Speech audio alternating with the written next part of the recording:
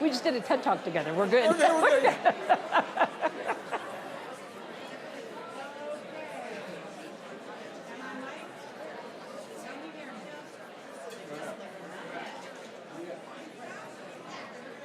Okay, here we go. Thank you. Okay, calling Doug Wood. No surprise. All right, we're going to have another panelist up here. So before we get started with our respondents, I would love to hear here's Doug. Hello, dear. I would love to hear just a couple of kind of quick popcorn comments, or maybe just comments, and then we'll turn to questions after we hear from the respondents. So anyone want to jump up and give a sort of quick response or what you talked about at your table? We got a mic person running around. I know you were talking. I heard you talking. You got a lot to say. Here we go. Thank you. William.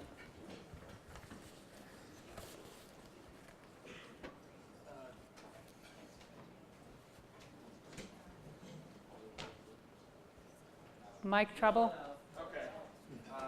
So we struggled, and I raised this point, so that's why I raised my hand, with the kind of dichotomy of why many of us do this work.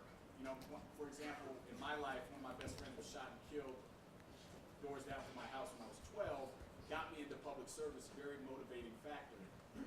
At the same time, I'm running for office, or when I worked in the White House, where I would tell that story, and at the same time, I didn't like that I told that story, and people put me in the box, and oh, that makes sense. I know where you are now, and so how do you?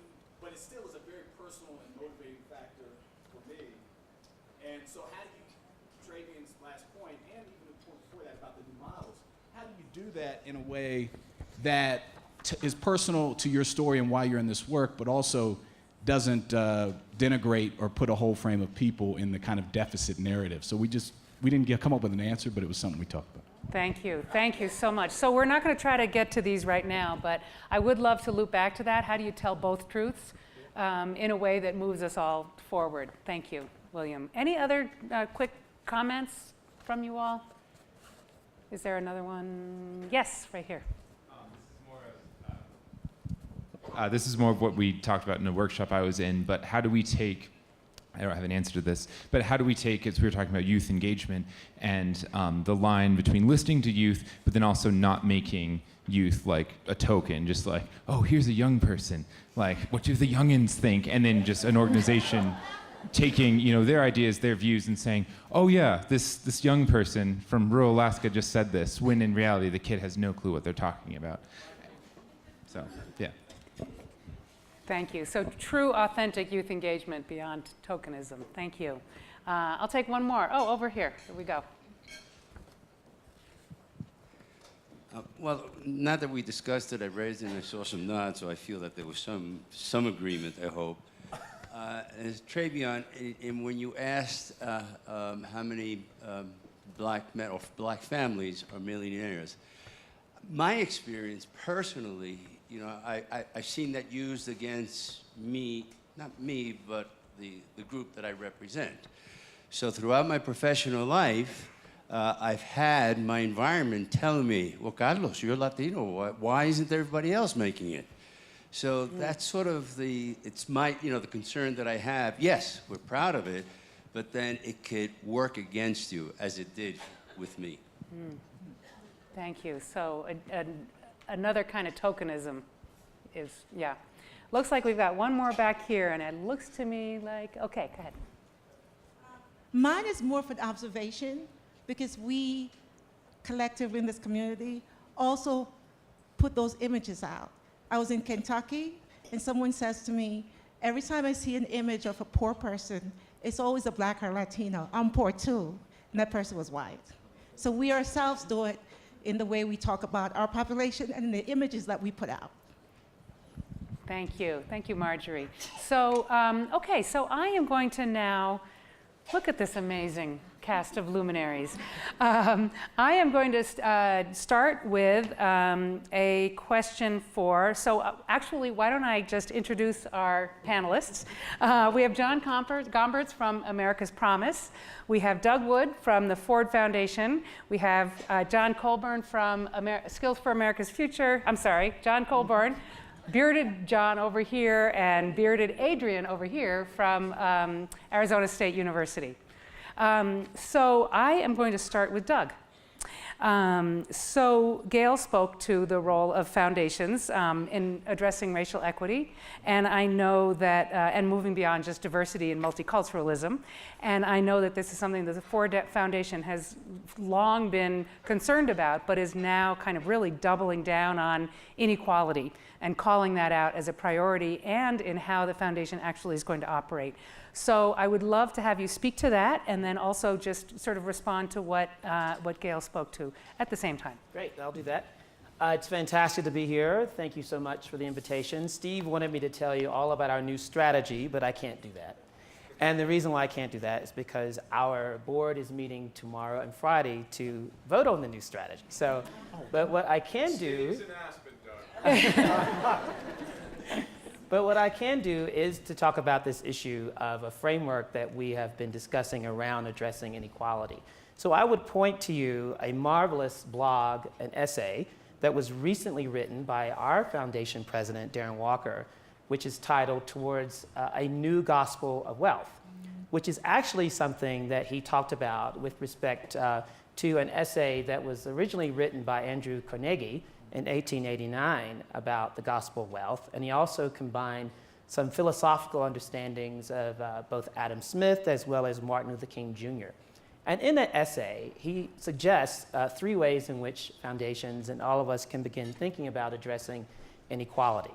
The first one relates specifically to Gail's point, and that is thinking very critically about serious conversations on cultural norms and structures, particularly when it comes to race, gender, class, and ethnic biases. The second area that he talks about in that particular essay is really trying to encourage foundations to sort of get away from their paternalistic instincts. And as many of you know, I have said on this stage many, many times that we are not interested in philanthropic colonialism. Amen. And what he said in that essay was that we should change our worldview from grant making to change making, where in fact we support individuals who are most affected to have a voice in their world and addressing issues related to inequality. So for example, we recently had this great partnership and continue to have a great partnership with an organization called the Anti-Recidivism Coalition, which is founded by Scott Butnick, who is a great friend of mine, and even though he's a marvelous film producer, he produced the Hangover films, but he's very much engaged in juvenile justice reforms through the Anti-Recidivism Coalition, which is a coalition of young people really trying to make policy change in California and nationally. Their most recent success was the passage of SB 261. If you're in California, you know that this is a marvelous law that passed around youth offender parole hearings. So in the past, if you were a youth under parole, you would go under the same circumstances that an adult would. This allows for, during the parole hearing, if you're a youth offender, for the judge to actually consider adolescent brain development with respect to your particular issue, and which we also heard about that yesterday in our leadership council. And it also raises the age to 23 in terms of being eligible. But it was in fact students and former juvenile offenders who went to the legislature to testify, who talked with the governor, who mobilized people in communities to really push through that change in policy. And we're very happy to be a partner in that work with them. And most recently, we've had the passage of our Pathways project in California, which is going to bring access to high quality education to thousands of people who are incarcerated and formerly incarcerated. And it's actually the people who were formerly incarcerated who were the biggest advocates for that. And I'm also wearing a pin, a Just Leadership pin right now. Many of us know Glenn Martin. And the whole point of Just Leadership, which we also fund, is to make sure the people who are incarcerated and formerly incarcerated have a voice in shaping policy that affects them and really trying to get to issues of inequality. May I say one other thing about that? One of the students who testified in front of the California legislature, his name is Kent, came to the United States at 6 years old, did not speak a word of English. At 16 years old, was in solitary confinement for years. At 16 years old. Now, because of the advocacy that he's been doing, now he has a chance to get a degree. He's now enrolled in college. He works for the California Chamber of Commerce. He has access to health care, transportation, housing, and all the issues that try to mitigate against criminogenic risk factors because of the leadership of people like Kent. And so this notion that we should not be paternalistic, I think is important. The third thing that Darren talks about in the essay is the notion that we should address the root causes of inequality. And actually, when I was listening to Lata speak this afternoon rather, he actually talks about this in specific terms in an essay when he talks about the obligations of capitalism. And he actually quoted Henry Ford II in a 1976 letter to our trustees where he says, in essence, we are a creature of capitalism, but we have the responsibility to help improve and strengthen our progenitor. So in that way, we want to be able to encourage the production and structures around inclusive markets so that people who are poor, who are marginalized, who are from low-income backgrounds have access to markets so they can have and build their issues with regard to capital and so forth, so they can actually be able to be productive members in society and help to address issues of inequality. So I think the last thing I want to say is related to what Trabian said, and that's the notion of what Darren said in that second piece, and that is it's important for us to encourage us rethinking and the whole issue of changing the narrative, particularly when it comes to marginalized populations in the country, to help address issues of inequality. Did that answer the question? It sure did. That was great, thank you. There are so many places I could go in terms of a conversation just on this, just on what we've just talked about here. But I'm gonna actually just keep us moving and turn to you, John. And I think you have, you wanted to show a clip from some work by America's Promise. Do you want to set it up? Sure. Thank you. And it's great to be here. I want to talk particularly about what Trabian was talking about narrative, and the narrative that exists around Opportunity Youth, what America's Promise is trying to do to dislodge that narrative, and as Gail suggested, when you dislodge a narrative, you have to replace it with a better narrative. We've just released a report, second one in 2 years, in which we've spoken with hundreds and hundreds of Opportunity Youth and then surveyed many more to try to understand the story from their perspective about what's happened. And since none of us anymore qualify as young, I think I'll just take the opportunity to, well, let's listen for 2 minutes to people who are right there, and then come back and talk about how we might influence the narrative. Okay. It was like I never thought that anybody would Good care sound, about bad me pick. like a family would, and it's like, no, this random woman cares about me like my own mother. It's supposed to be a video, not a tape. I felt like nobody around me cared, so I really didn't care. Should we During my stop? school Yeah, I career, wonder if we never can had- pause this. Can you pause it? Can you see if you can rally up the? Oh, here we go. All right. All right. Back to the beginning. There you go. Thank you. All It right, was love like I never technology. thought that anybody would care about me like a family would, and it's like, no, this random woman cares about me like my own mother. I felt like nobody around me cared, so I really didn't care. During my school career, I never had someone who simplified the whole process. And I couldn't focus. I couldn't go to school because I felt like no one there understood.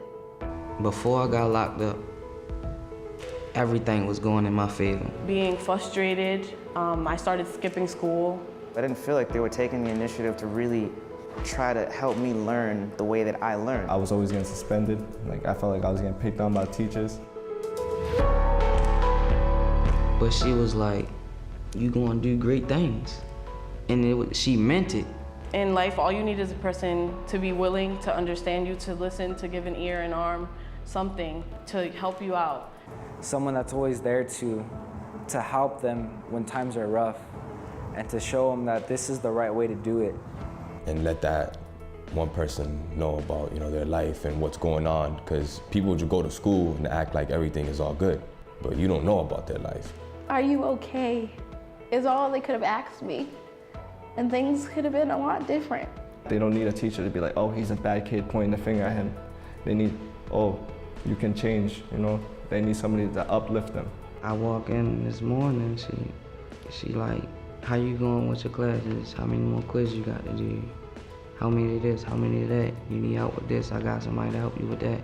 Miss Alvarez is one teacher I feel very connected with. She's my advisor, and she really helps me stay on the ball. My parents had always said, like, you know, you're gonna be the first ones to graduate. Having adults in my life who weren't family and who still believed in me, that is why I am who I am today. I knew I was capable of doing something better than I was. I have a chance to pull myself up. I want to graduate. I want to be something in life.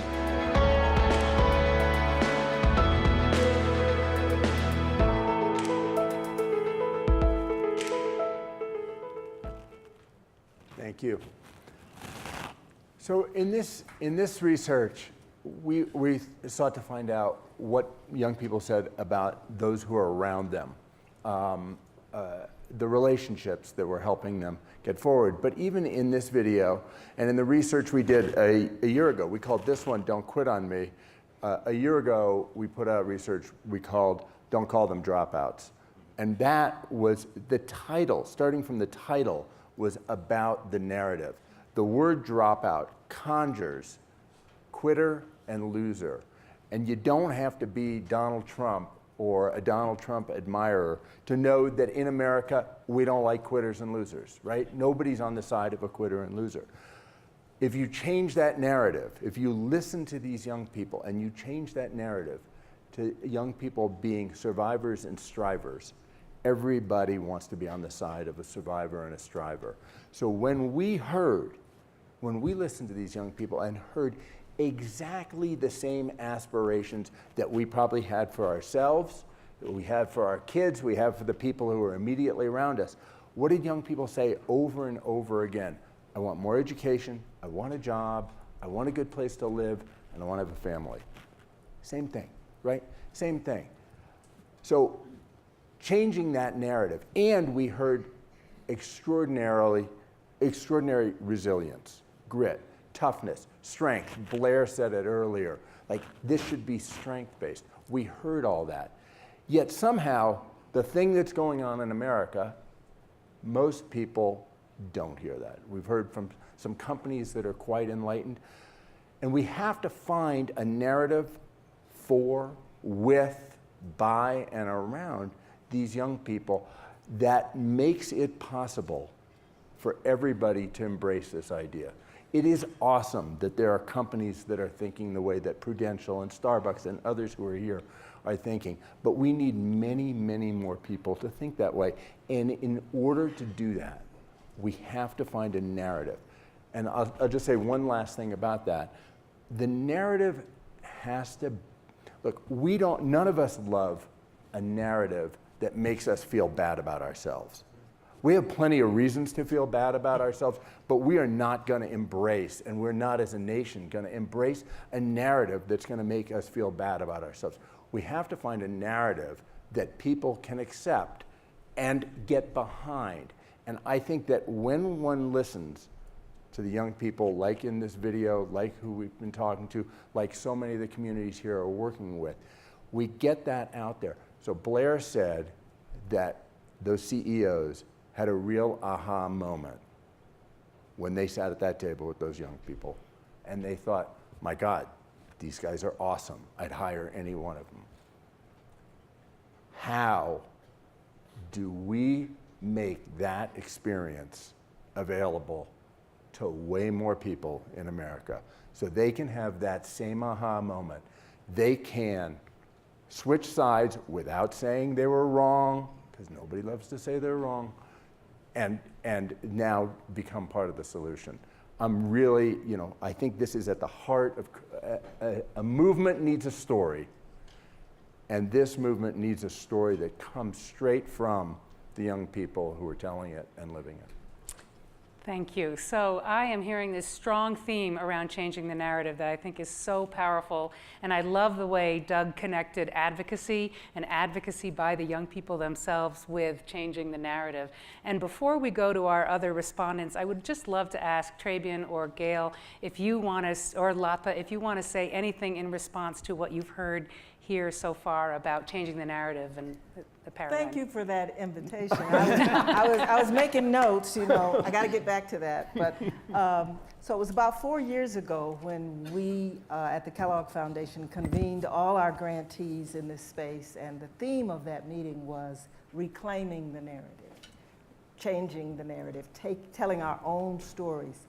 And I would like to respond to what you've said and to what the gentleman said in the audience.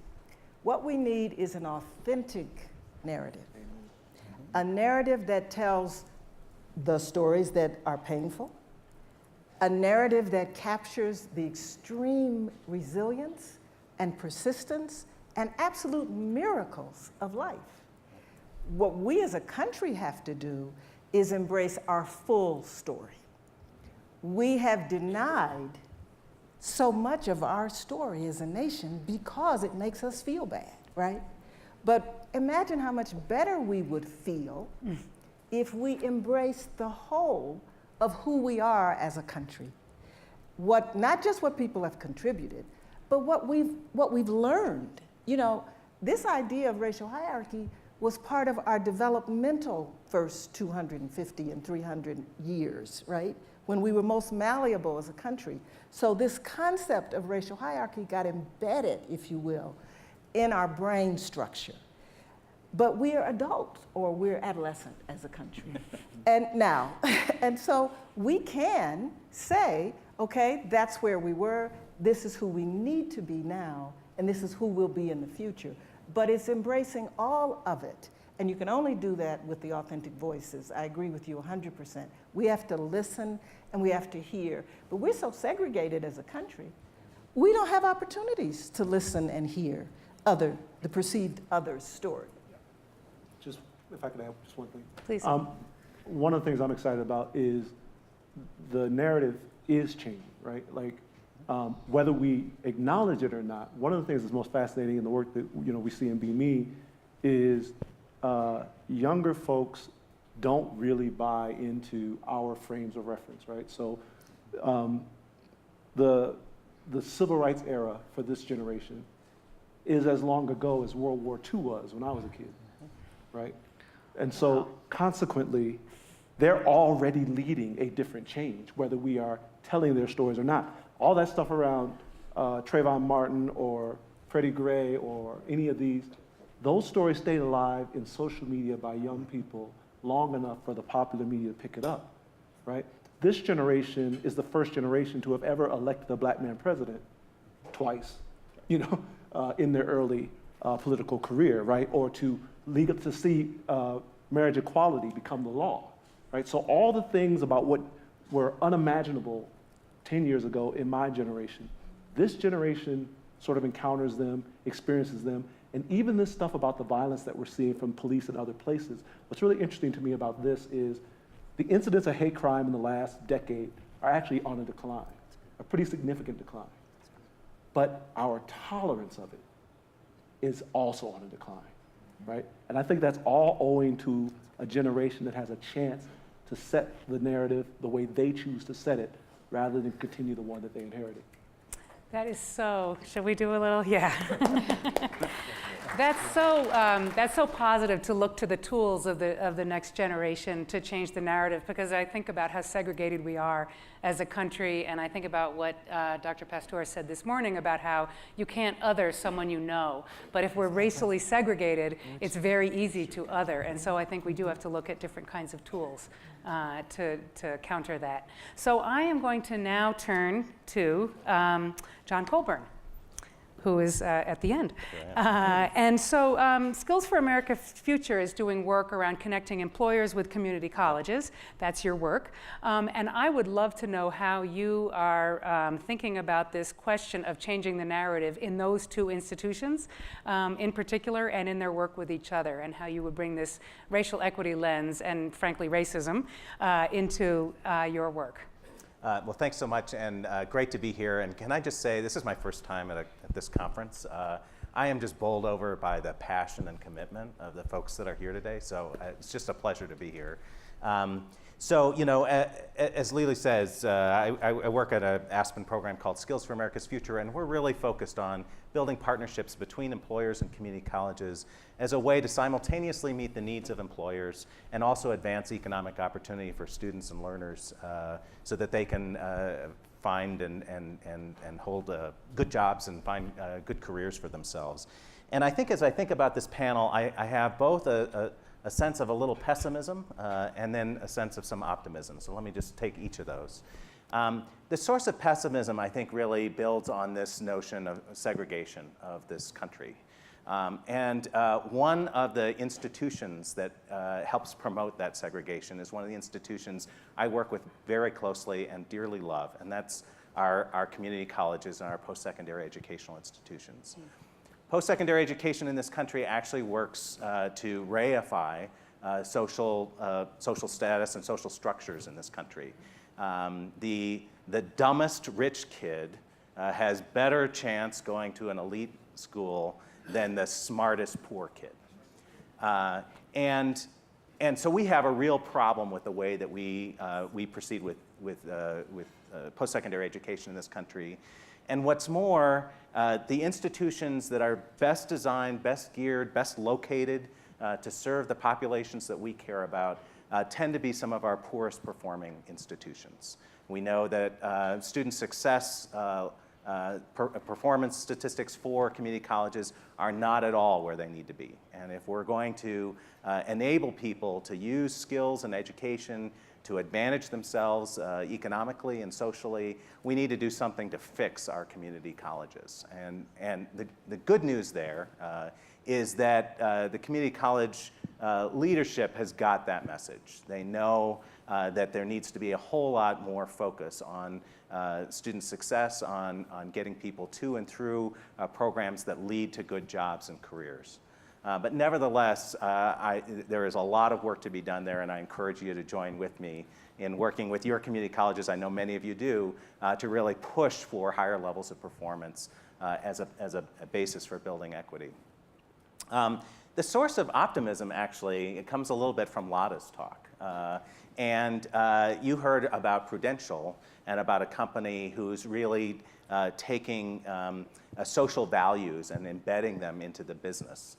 And what we are learning, what the research tells us, and not research from just people like me, but people in business schools, is that companies who take this sort of social values approach to their business actually outperform companies that don't. So the companies that actually care about investing in their people, who actually care about the environmental impact that they have, who care about the communities that they work in and are based in, those companies tend to do better. You can just look at stock market performance. Now, they do better over time, which is the hardest thing, because we know stock markets tend to work minute by minute, week by week, quarter by quarter, and for a business leader to be able to take a long view and be able to show that this sort of values-based business decision-making has the kinds of rewards that we can demonstrate it does have over time is a hard thing to do. But I think as that message gets out, and as leaders like Prudential and Aetna and others really step up to model the kind of behavior that is a social values-based business decision-making culture, I think we have an opportunity to engage business not just as a place that we maybe can get a couple people some jobs, but as a place that will actually invest in communities, invest in people, and invest in opportunity.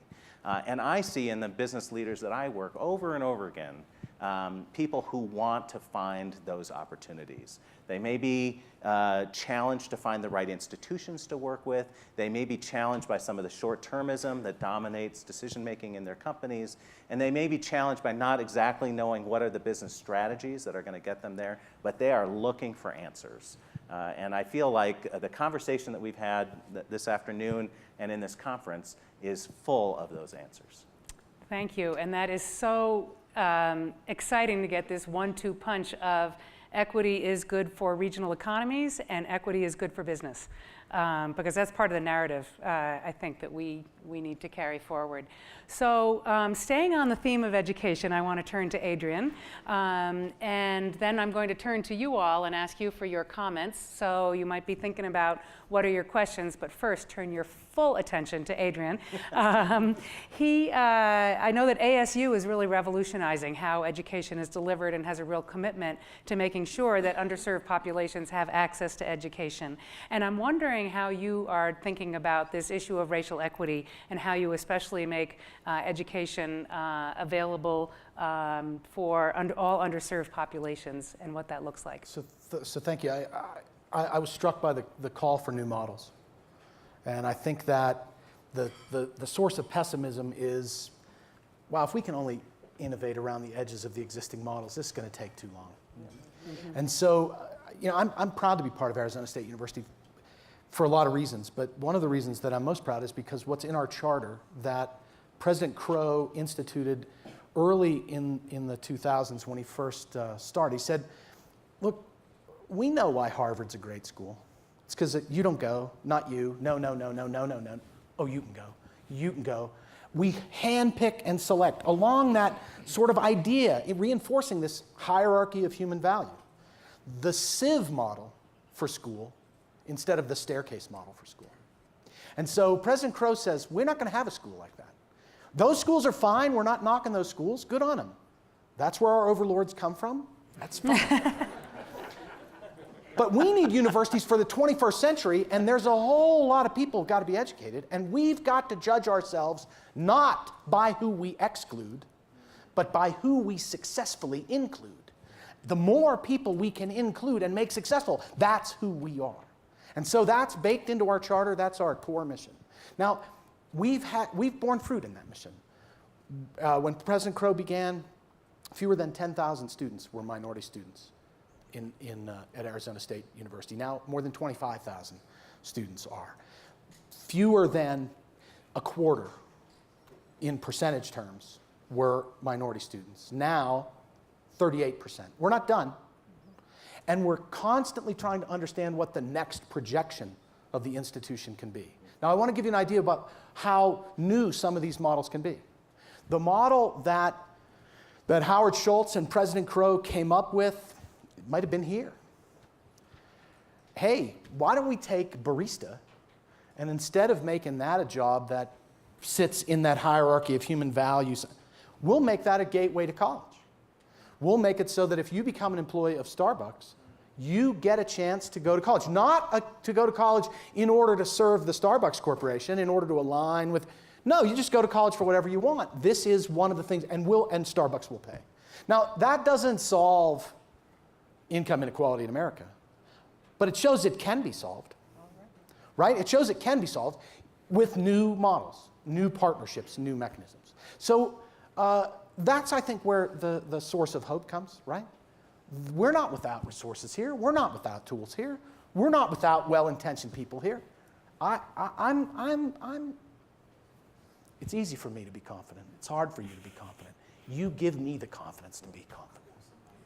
So let's hear from these guys. Could I just say one thing? How many of you have read the book Ebony and Ivy? Anybody? If you haven't, please read it. People of color built the Ivy League institutions, brick by brick. Yeah. That's part of that narrative that needs to be part of our American story. And those stories are just beginning to be told in the 21st century.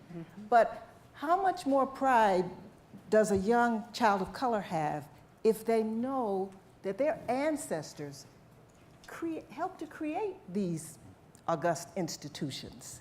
And then they don't feel like they don't belong. They do belong. So I just wanted to. Thank you for that. Doug, do you want to jump in here? Please do. What the heck? I also think that, I'm going to throw out something that is a mantra of mine that I always talk about, and this is, I think, could be useful when we're thinking about changing the narrative, and that is you either frame an issue or be framed. So it's important for us to think about that when we think about narrative change from the very beginning in terms of how we think about it strategically. It's our choice. We can sit back and let other people frame us all we want to, or frame these issues all we want to. Or we can actually take some agency and do it ourselves. Thank you. So I want to turn to Trabian, we've had so much conversation about narrative, and I'd love to hear comments from you in response to what you've heard here, and then turn to the audience. Yeah, just quickly. So totally agree with you. In fact, we do frame the story the way that we want people to think about it and the moment and the opportunity that we're in. And we, Be Me Again, we think in terms of movement, right? So we're not a program, actually. We're a network. And it's a network of influencers. There's 100 different national level influencers like Ben Jealous and others. It's a network of doers. There's 143 men that we funded who we keep connected in the network who are working on the issues that everyone cares about. They serve about 500,000 people between themselves. Right? It's a network of media that we actually have stationed in, and we present the story about the country and the solutions and what people are doing to build their communities in real time in the media that you actually consume, whether it's NBC or HuffPo or other places. And it's a network of 35,000 individuals who have made a personal commitment. Because if it's not personal, it's not going to happen, right? And when I gave you that, our value statement, all 35,000 people have signed on to this credo, because all of us believe that you have to value all members of the human family. You have to reject narratives that denigrate. You have to recognize people as assets. And you have to work together. We all sign on to that. And in believing that, we have a story about our country and our future that we believe in, and we want others to join in and believe in with us. And then we go out and do the work. And are the signatories to this, are they black men who are doing this work, or are they allies like others in this room? It's not even a question of allies. It's everyone. Because here's the thing. We have been told a lie so consistently, so often, that we actually repeat it as if it's the truth, right? And there's something offensive, deeply personally offensive to the idea of you being programmed to lie on yourself, your experience, your friends, your family, and the nation that you were born, raised, and will die in, right? And so we acknowledge that lie, and we don't even really talk about changing the narrative. We talk about telling the truth, recognizing that we all care about educated children, safe streets, a strong economy, and a vibrant community. If there's anybody in this room who doesn't care about that stuff, why the hell are you here? And the truth of the matter is, we've been kept separated by a different narrative. Yep. And we're just asking people to drop that and work with your friends on the country that we all want to have. That's awesome. Thank you. Okay. So I would love to know from you all, you've heard an amazing set of stories here and facts and truths, and I would love to get your comments and your questions for our panelists. Let's see. Okay, we've got one over here. Hi, we've talked a lot about changing the narrative. And tell us your name. Hi, I'm Abby Hollingsworth with Bank of America. We've talked a lot about changing the narrative, both around opportunity youth, about race, but my question is, how do we change that on a macro perspective? We can all talk to our friends, but likely our friends are already bought in. So how do we get the media involved? How do we get the political scene involved to change the narrative at a macro level around these issues? Well, I can tell you some of the things that we do. So I mentioned that we have champions in different stations. So when it comes to people's, how we frame our narrative, there's really 5 or 6 structural influencers. One is your faith tradition, your belief tradition. Another is media, friends, school, et cetera, right? And so on the media level of this, we literally have content partnerships with folks like NBC and HuffPo and others. And so we talk about the same issues that everyone else talks about. I'm on the board of the Solutions Journalism Network. Our whole thing is go ahead and tell the story about the crime or the poverty or whatever, but include the story about the solution, about how you solve that problem, and about how people are working together to make it better. So we embed that, we embed the narrative in the media that people are already consuming, and then we created a book that became a New York Times bestseller, and we worked with a number of different actors and entertainers to reinforce this new story. Can I also add something to that? I think it's important that, and I know this is going to make people feel very uncomfortable, but I'm going to say it anyway. I think we should reach out to unlikely allies. Exactly. And Ford just became part of the Coalition on Public Safety. And I know people will go, my God, you guys are partnering with the Koch brothers. But yes, we are. Yes. And so I think it's important for us to not be afraid of that. And I'm going to give a quick story. You all heard about the Confederate flag in South Carolina. Years ago, I was on I co-chaired a committee to get it off the top of the State House. And I remember one of the people that I actually reached out to at the time was, of all people, Strom Thurmond. Strom Thurmond went on the air, and Strom Thurmond said, it's time for us to get the Confederate flag off the state capitol building. Wow. Now, of course, we had another compromise to put it on the grounds, and we also built an most people don't know this, we built an African-American monument also on the grounds. But the point is, it caused cognitive dissonance to those people who are like, oh, well, if Strom Thurmond's okay about taking the flag off the state capitol building, maybe I need to rethink my thoughts about that. So I think we need to be a lot more strategic and open up ourselves to have these difficult conversations with people who you may think might not be an ally, but who in fact could actually help in terms of changing the narrative. Thank you. So- I have Gail and then Lata. Lana, you have it. Well, I would just add that those of us in the corporate setting, right, we have a captive audience in the form of our employees, right? Hundreds of thousands of people who we can send out into the world as ambassadors, right, to help tell the story the way it should be told. And so, right, we have owned media, right, our internal media channels. Obviously, we have the earned media we're all trying to get to.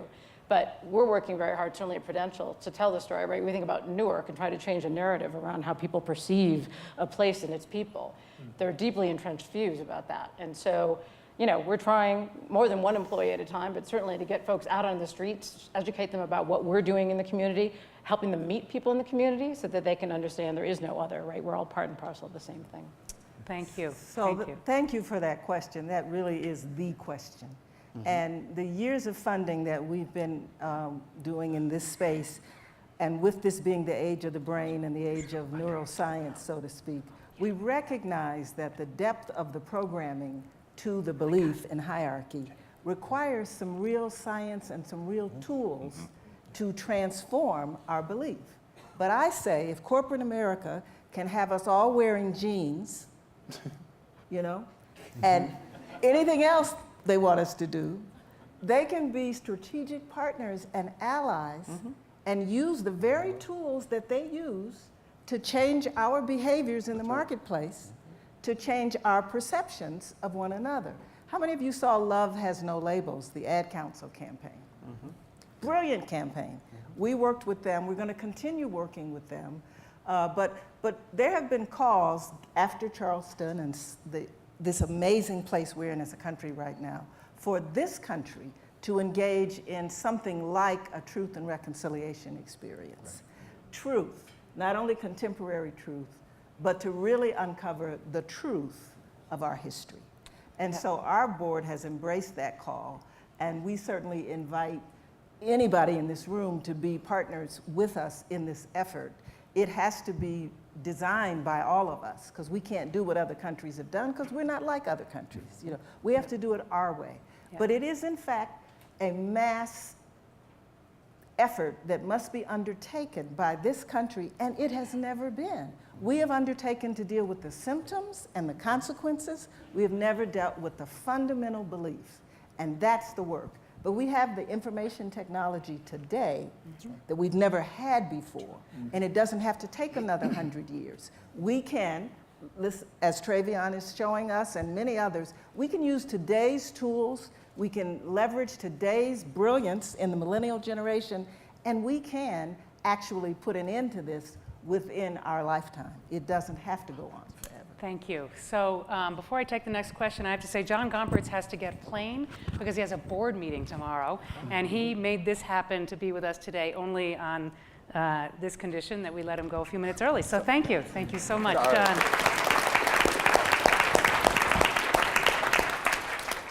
I'm going to take a seat. So okay, back here. Hello, my name's TJ Dubinsky, Capital Workforce Partners. First of all, I want to thank, it's my first time here. I want to thank everyone for having me here because this has been an amazing experience. And my comment is that when you talked about strategy specifically, one of the things that I think we need to focus on is marketing, because it kind of gets back to the comment that was made to you in the other end of the room. It's where people suffer from self-selection bias, where we continually feed ourselves the same media over and over again. We have social media, whatever. I mean, we're a divided society, and that's what we have become accustomed to do. So from a strategy perspective, I think that would be something to consider as far as like thinking about a marketing plan, because obviously the new narrative that is shaping up sounds fabulous. And from a modeling perspective, I would think with creating a new narrative, the outcomes would also be very beneficial, because there's so many different communities here, because we want to have this collective impact so that we're all on the same page, that we say in 10 years, we're going to do this. And then we can say we did it or we didn't, and then reconvene. These are just comments. Like I said, I appreciate the opportunity to speak, and I just want to thank everyone here, because this has been just an amazing place to be. So thank you. Thank you. So before we go to Dennis over here, any comments about the marketing kind of approach? It's absolutely key. Sounds like agreed. Agreed. Yeah. I guess I would say one thing, which is, we've done this when I was at the Ford Foundation. We actually funded some market research to sort of understand how to talk about some of these issues. Sometimes the information you get back isn't necessarily information you like. So there are maybe words that you love to use. You just love them. They're great words. And yet when you focus group them and you actually try to see, for key constituencies that you're trying to reach out to, those words just don't work. And so I think part of the challenge is not only to have the message, but also be able to frame that message, even if that means using different words or phrases or examples or strategies that allow us to get to a broader audience. Yes, thank you. Okay, I think Dennis over here, you had something, and then back over there. Dennis Litkey from the Big Picture Company. The thing you said from Arizona drives me crazy. The universities all print how many people they did not accept in their college. And that's how they get their prestige. We only took 1%, so that's right. You're right. So this has been fantastic, but we're preaching to the choir. Yeah. So you're helping us, be inspired to go out and do the work. But I'd like to follow with Doug's Strom Thurmond thing, to hear you brainstorm. If you would start going around, and we would start going around to the non-choir, who would that be, and how would we do that? Because we got to start speaking to others. So I'd love to hear you talk about that. I love that. John. Venture capital and investors. I would try to move Wall Street and try to move the smart money to think about investing and supporting strategies that get corporations and employers more focused on investing in their people and communities. Can I also bring up another thing? Right to talk? Yes. Can I bring up another thing? This goes back to framing the issue. So I had to present in front of the Roy and Patricia Disney Family Foundation on Saturday about this Pathways work we're doing in California around making sure people who are incarcerated and formerly incarcerated get a high quality education and get support and reentry when they get out. So one of the family members asked me a question and said, well, how difficult has it been for you to make this argument to Republicans, for example? I mean, have they reacted to you in a way that they're afraid about being soft on crime or whatever? So my response was, we keep in mind that we have 3 other pathway states in Michigan, New Jersey, North Carolina, where the governors had to sign off on it, the legislators had to sign off on it. Guess what? North Carolina, Republican legislator, Republican governor. Michigan, Republican legislature, Republican governor.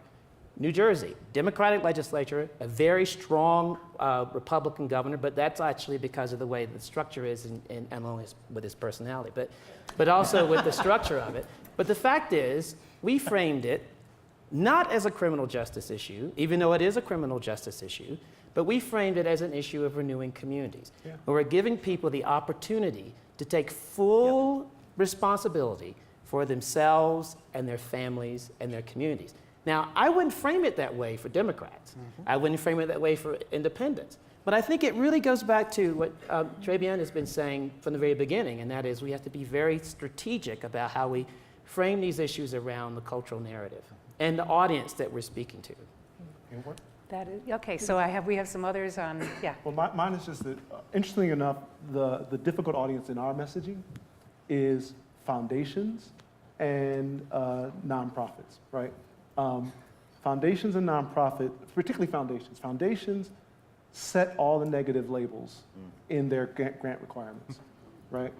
And then the nonprofit space only gets paid if they can tell the story of death and destruction and how they intercede to prevent it, right? And that's how you get your life's blood, right?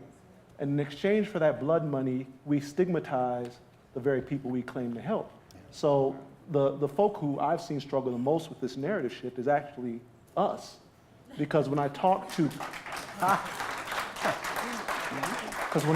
corporate or investors or bankers, they understand that you need the majority of your people actively committed in the economy in order for them to do well. It's not a tough sell.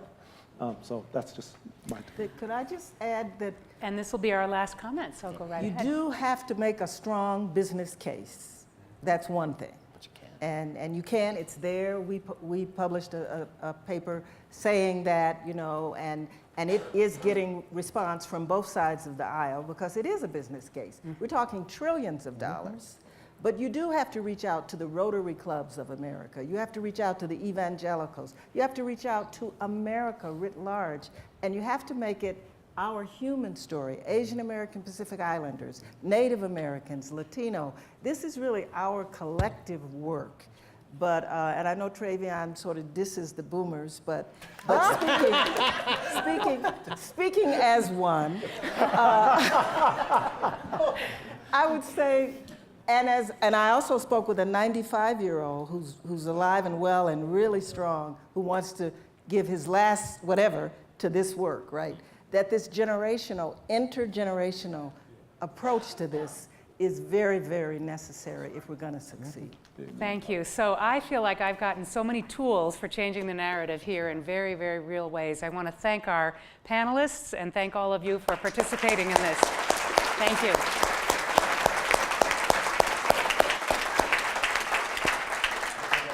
And I'll turn it over to Monique. Thank you.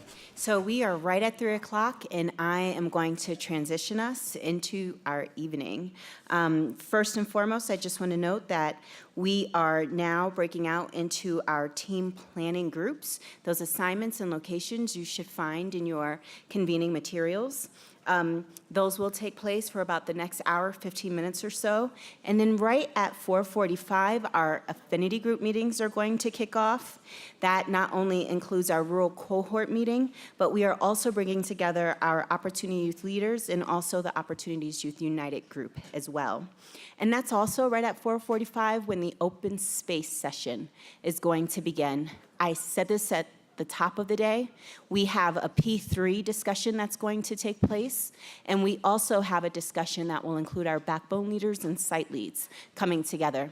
I wanted to just, by a quick show of hands, see if there are any other topics that people want to invite others to be in conversation with them on. Feel free to raise your hand because now is the moment. Okay then, so, oh, we do have one?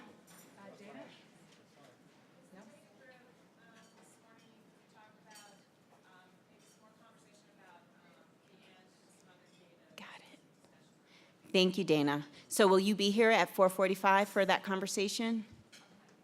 Okay. So it sounds like we have a data one, we have a P3 one, and we also have the backbone site leader one as well. And then also at 6 p.m., we have the California Opportunity Youth Network meeting. And if you have not yet signed up, I want to encourage you to sign up for dine-arounds. They'll begin at 7:30. And then the last friendly reminder is that we start back here tomorrow in McNulty at 8:30. We hope that you guys enjoy your evening tonight. And Aspen, thank you for being so thoughtfully engaged with us throughout the day today.